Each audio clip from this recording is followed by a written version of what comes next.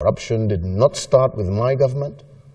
Corruption is one of the inherited problems of previous administrations that we are tackling.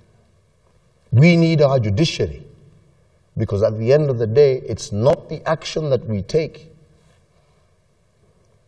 in terms of accusing somebody that matter. What Kenyans want to see is that those who have been accused are taken to court in a timely manner and are convicted and made to pay for their crime.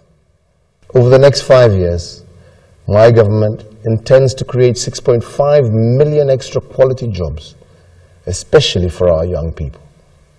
We will continue to invest in infrastructure, education and training, small enterprises, and a 21st century high-tech economy that will deliver prosperity and jobs for all.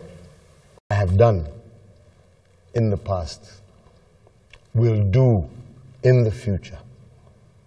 Accept the will of the people.